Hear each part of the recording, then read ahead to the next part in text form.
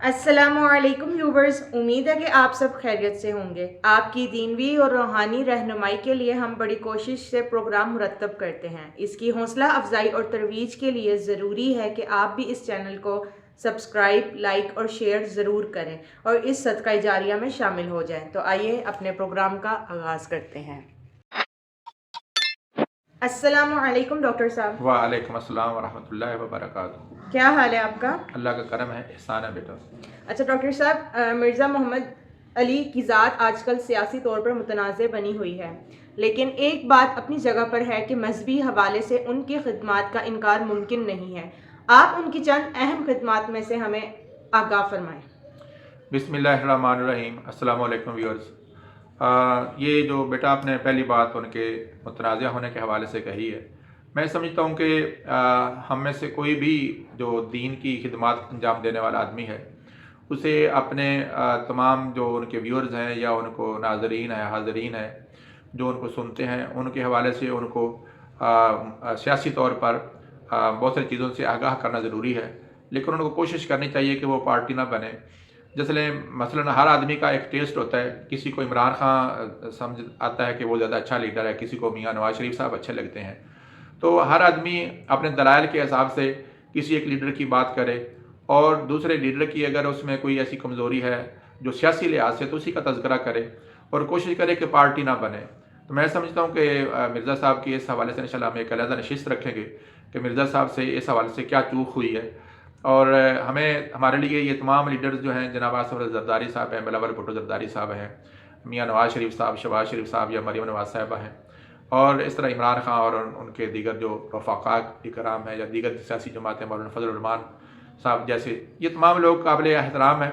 इनके सियासी व्यूज़ से हमें इख्तलाफ हो सकता है, लेकिन हमें इनकी ज़ात और किरदार पे किसी तरह की ऐसी गुफ्तगू नहीं करनी चाहिए जिससे मैं समझता हूँ ख़ुद हम अपनी नज़रों से गिर जाएँ।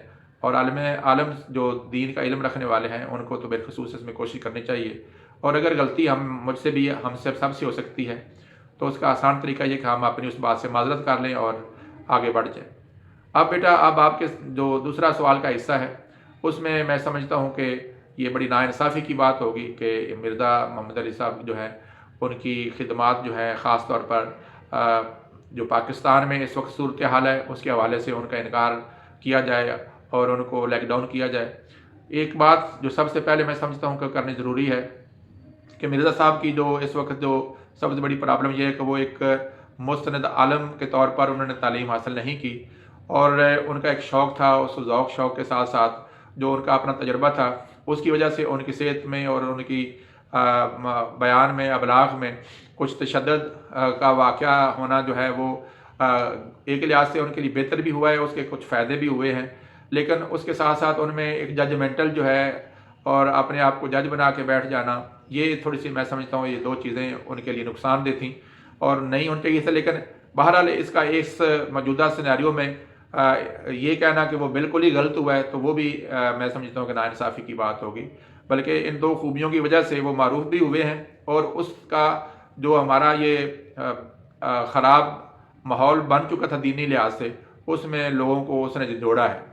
चुनांचे मैं समझता हूँ कि सबसे पहली तो मिर्ज़ा साहब की बड़ी अहम खिदमत जो है वो है जो अहादीस कुतब है और तफासीर है और हमारा जो किताबें जिससे हमारा तअल्लुक़ ख़त्म हो चुका है और बाबों की कहानियाँ हमें सुना सुना के सुनाया जाता है और जिनकी कोई सनद नहीं है, जिनकी कोई हैसियत नहीं है, माफ़ूक़ुल फ़ितरत कहानियाँ सुना सुना के हमारे मौलवियों ने हमारा बेड़ा गर्क कर दिया और कौम की रहनुमाई करने की बजाय हदीस से या कुरान मजीद से, उसकी बजाय ये कहानियाँ बेसरोपा सुना सुना के हमें ये बता दिया कि तुम किसी काम के नहीं हो, तुम कुछ भी नहीं कर सकते।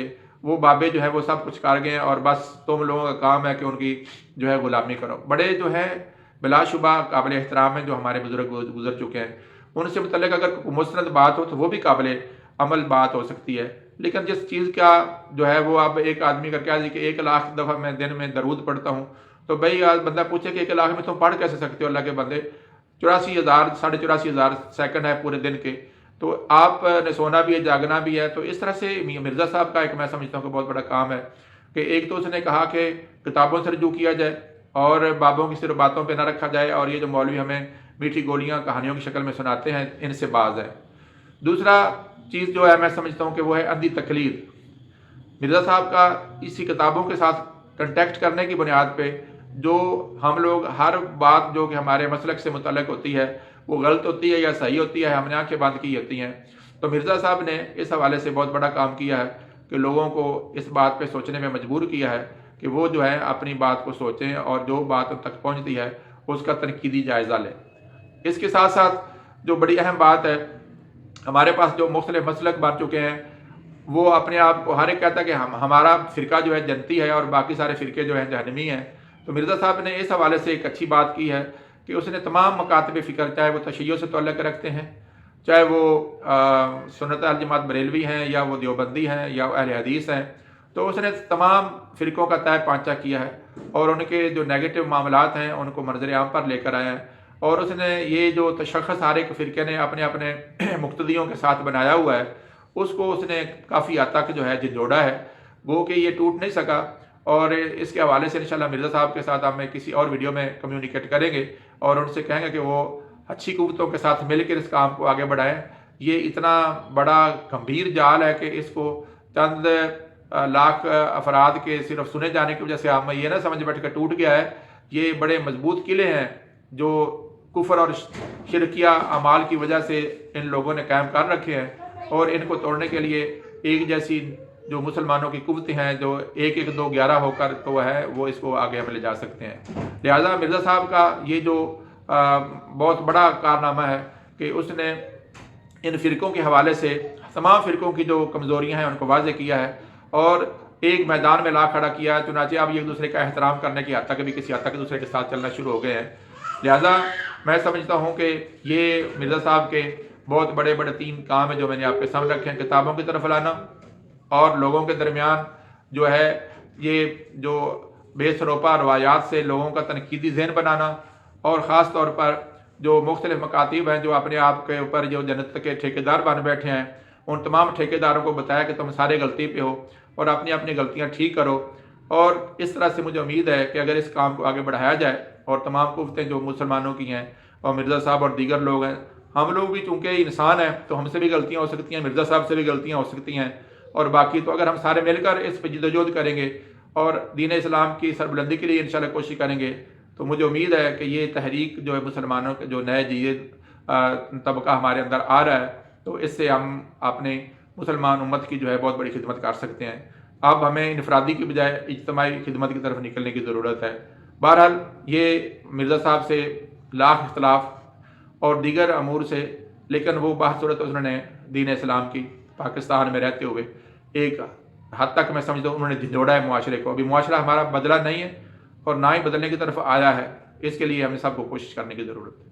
امید ہے ویورز آج کا پروگرام آپ کو پسند آیا ہوگا. جلدی آپ سے نیکسٹ پروگرام میں ملاقات ہوگی. اللہ حافظ.